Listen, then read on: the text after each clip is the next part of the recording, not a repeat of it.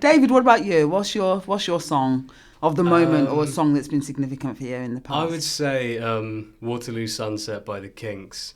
Oh, okay. It's such a beautiful kind of, like, the melodies are really soothing, and the kind of the backstory, as it were, to the song is really nice. Just this idea of this couple just kind of going from Waterloo, kind of walking over the bridge and all that stuff. And I really like listening to it because it mentions the Thames, the dirty old river, obviously. And but when I really like listening to it when I'm walking to Reading Station, because I go over a bridge over the Thames, and so if the weather's really nice, it's just the best thing to have in my ears. And the lyrics are really, really beautiful, I think, and really moving.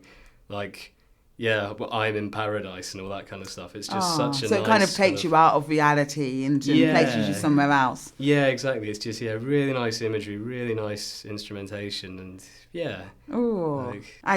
we should play that one as well. Yeah. I can't think of it, you see, so I'm going to look forward to listening to that and really listening to the words. So I'm going to enjoy that. Oh, thank you. So I can't ask you more questions because I know that we're running out of time, but I did want to ask, in Barking Mad, is there a favourite scene? Because of course we're going to, listen to a few clips of you two in action doing your thing together, but is there anything within Barking Mad? And this is going to be difficult for them, of course, you've got to remember, because I am the producer and I am the writer and I am the director. It's not an easy thing to have to answer to someone. But is there something that you enjoy about the characters, about coming together? Is there a favourite scene, a favourite line? One of the characters I play is Blessing, and She just has some really kind of funny moments, and a lot of the times when we're rehearsing it, I'll just be laughing at what she's saying to the point where it just can't come out. Right. And that's happened to me a few times when we've been recording. And it's okay, I can do this. Take 47. Actually, it's not 47 takes, but it's something like that. No, it is. But there was this one time when she had to pronounce. She had to pronounce somebody's name. What was the name? It was a Polish name. And you know what? And even in the recording that we got, I was listening to it, and you could still hear the laughter. I was like, we will play that. We will make sure we play it for.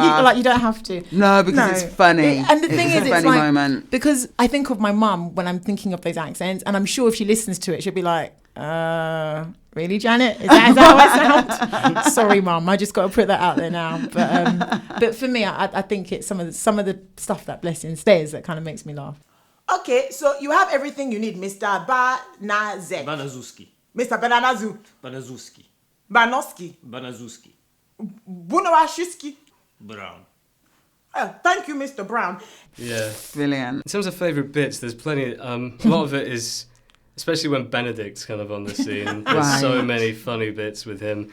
Especially the love-hate thing between Andy and Benedict. I think you two bounce off each other excellent. You can really, it's just like, there's part of me that goes, oh, they must hate each other. Part of me goes, oh, just have a cuddle and watch a movie or something. Right. But in terms of scenes that I really love doing is, although I love doing Andy, I really love playing Gerard and Benedict opposite each other. It's just brilliant. Of playing, like, Gerard being sort of quite relaxed about the whole blackmailing thing, and poor Benedict just, losing his nerve. It's just, I feel quite bad for him, really. We'll definitely play some of that. I mean, for Jabba Short fans who haven't yet listened to Barking Mad, it's like there's this Chef Benedict is being blackmailed by a character called Gerard. They're both from France, and there's a whole reason behind it, which we're still, kind of slowly revealing to the listeners exactly what Chef Benedict did back in France to make Gerard be able to blackmail him.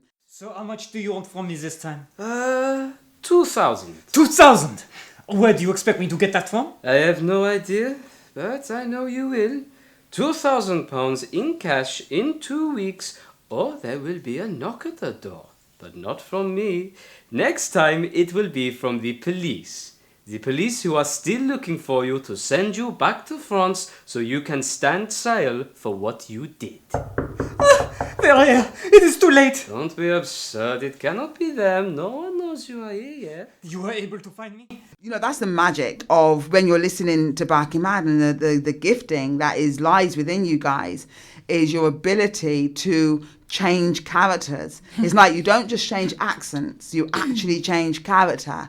And sometimes, I mean, especially like between Marcia and Blessing, the amount of scenes when they're actually both in the same scene, and sometimes it's only the two of you in the scene and you're talking away to each other. And then most people forget, even I forget, when we're listening back on Sundays at 12 o'clock, I forget that it's only Janet. It's just the one person having this conversation with herself. It's absolutely magic. And we can't thank you enough for what you've brought to Barking Mad.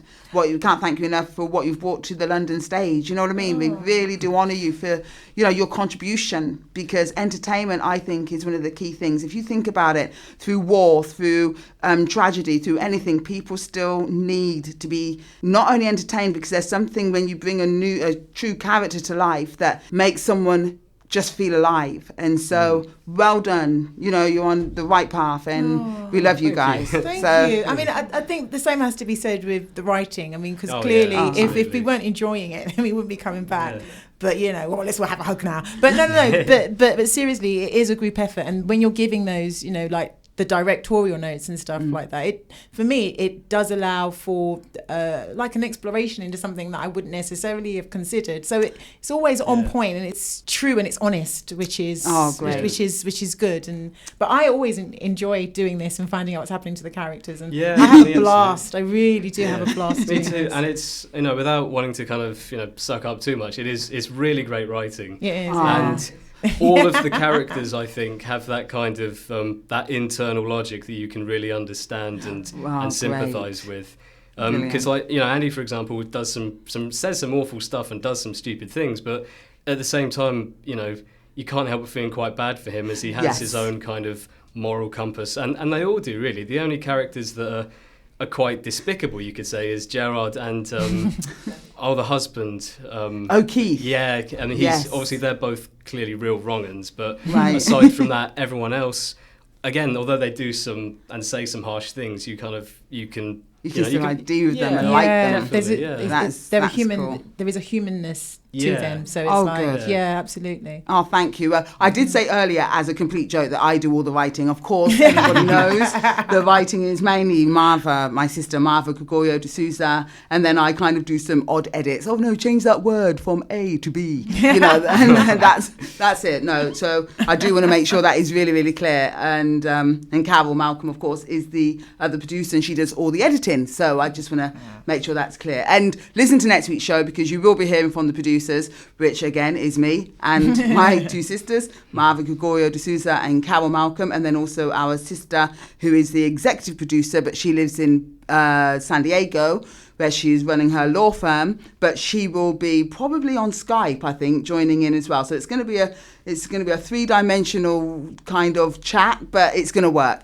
So anyway, I need to let these guys go. Thank you so much again for being on Jabba Talk today. One of our first guests. And remember, Barking Mad will be starting again in February, I believe. It's this month. So listen, if you are a Jabba Talk fan and you have not been listening yet to Barking Mad, make sure you're here at 12 o'clock every Sunday to hear Barking Mad. You will hear from David and Janet again. They'll be playing Andy and Marcia and a whole host of other people.